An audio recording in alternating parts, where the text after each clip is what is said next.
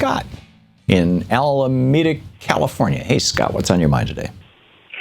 Hey, Tom. Yeah, you had mentioned the relationship between these political candidates and the media, and the traditional role has been adversarial, and that's a healthy relationship. Mm-hmm. It always has been, and it should be. Obama in the White House Correspondents' dinner in his closing statements, he had all of his barbs and wonderful, funny cuts on the everybody around him and the media. But then he came back and he said, he really respects the relationship he has. They have a partnership, and I almost fell in my seat. I spit my coffee out. It makes me so ill to hear somebody say that, and then everybody claps. Yeah. And they don't even realize. Maybe they do realize that, but I'm so discouraged by that sort of thing.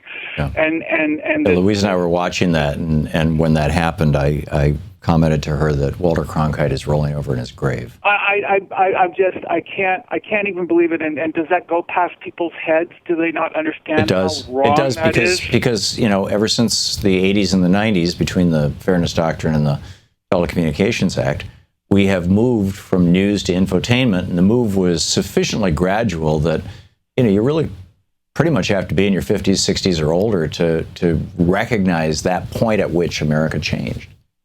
Well, I got in an argument when the Fairness Doctrine got changed with a woman on a bus in San Francisco, and I was talking to her about how bad it was, how dangerous it was, and she said, well, I agree with it because I work with the local KRON NBC affiliate, and I think it's a good idea. And I didn't even know that when I started talking to her, but when she said that, I said, okay.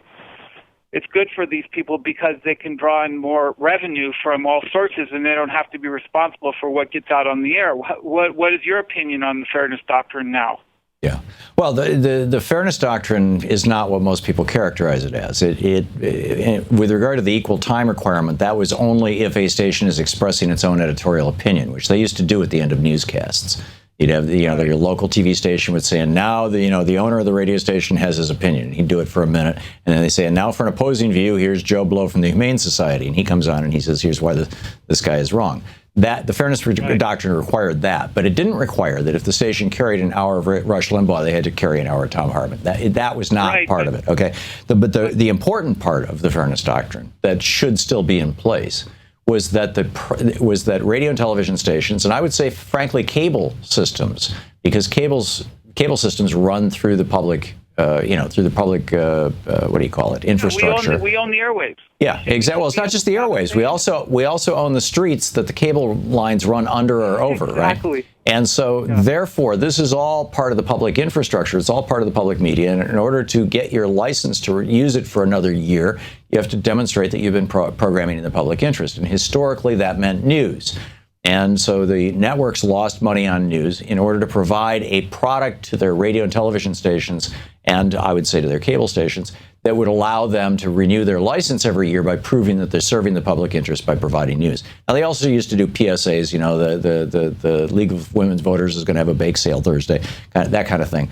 But, that was more just, community awareness and community support. You don't have that anymore because in most cases, radio stations are not locally and community owned. Right.